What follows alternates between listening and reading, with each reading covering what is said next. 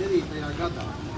Kāpēc 59. gadā? Tāpēc, ka šī teritorija arī ietilpa tajā mīnu laukā, tajā joslā, kas gāja apkārt kā minējums no mīnu lauka, no 50 līdz 350 metru platumam, abi ir redzams. Asfalts šeit nekad nav bijis. Visu laiku ir bijis tāds grants segums, un tumšas grants segums, lai arī no augšas kaut kādā veidā skatoties nevarētu pamanīt, ka ir kaut kāda celiņa, kaut kāda infrastruktūra kā tāda. Par drošību tiku domāt.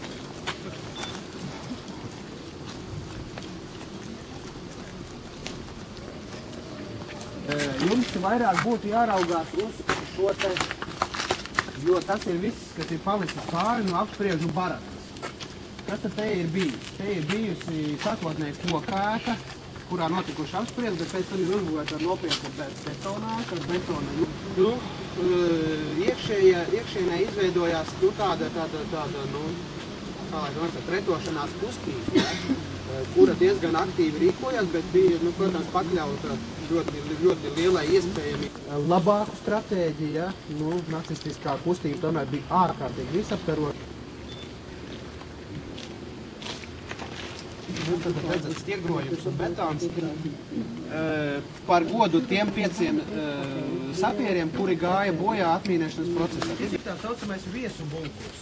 Viņš bija paredzēts tam, kad, ja uz apspriedi ar Hitleri ieradās Hitlera sabiedrotie, dažādi līmeņi, dažādi mērogi. Šajā namā ir bijuši Benito Mussolini, Bulgārijas karalis Boris, Francijas valdības vadītājs Labāls, Rumānijas valsts vadītājs Jons Antonescu, Ungārijas pārvaldnieks piedēvām vēl arī admirālis Kortīs, Somu feldmaršals Karls Gustavs Mannerheims.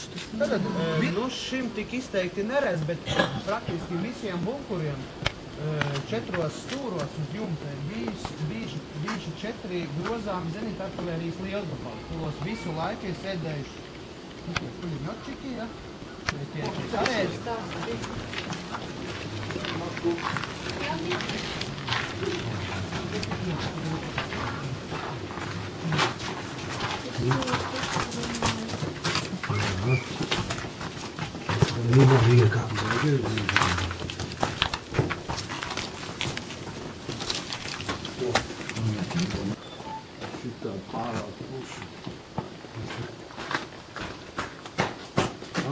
Pamatīgi.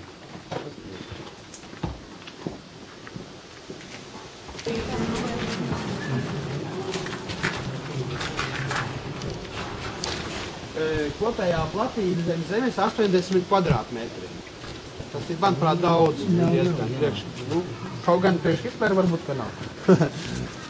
Tātad 80 kvadrātmetri zem zemes, galvenokārt šeit atradās pārtikas krājumi un atsevišķa viena telpa vīna. Tātad, gludas tās maleņas, ja, tas priekš tā, kad, ja te bija lielāki pārtikas krājumi jāielieto iekšā vai jādabū laukā, ja, tad tāda speciāla tādu, vagonetīti, platformiņu uz ritenīšiem, ja viņi izvilka laukā, lai nav jānes visu ar rokā. Ja? Nezinu. Mārtiņš Bormans bija Fīrera personīgais sekretārs, bet vienlaikus viņš bija arī nacistiskās partijas, arī viens no vadošajiem darbiniekiem, ja pareizāk sakot, tas kā rokās bija kas. Rezultātā sagāzies šādā te leņķī. Tur ir salikt kociņi, jo katru gadu viņi ir vairāk un vairāk. Tad man vienmēr grupas jautās, kas šos kociņus liek. Tad es cenšos atbildēt, ka tie, kas atbalsta nacisti. Lai nenobāžas. Lai nesagāžas. Tas labs vai tev liela loka. Tas ir dabiski izaudzis. Tas jāved, tas ir ilgājiem lieliem.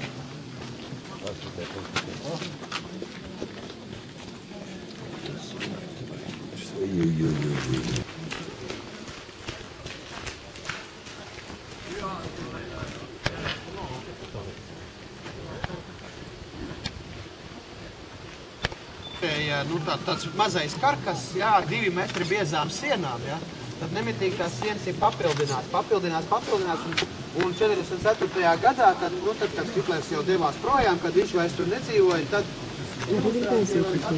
tikai griestu biezums bija 8 metri. Tad jūs iekšā nonāksiet tajā vietā, kur atradās Hitlera darbistaba. Bet lūdzu ļoti uzmanīgi. Šis ir bunkura jumts.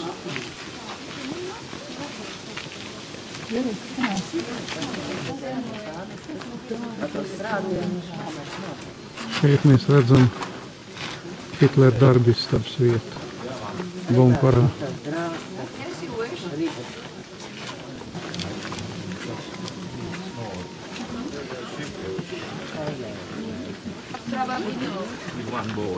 Yeah, it was one board. Actually. Hitlera darbistaba.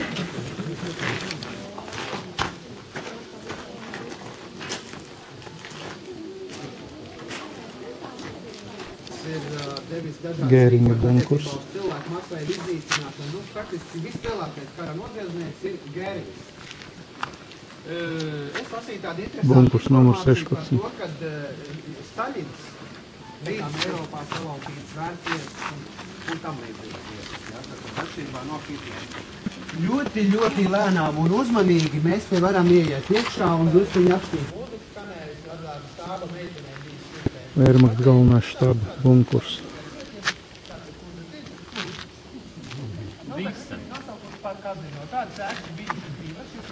Viņš ir izprieca bunkurs, kurš nosaukts par kazino. Neskaitot vēl tos tīklus, Jūras zāļu apmetums. tur uz lielajiem bunkuriem acīm redzot arī kopus uz jumta un tam līdzīgi.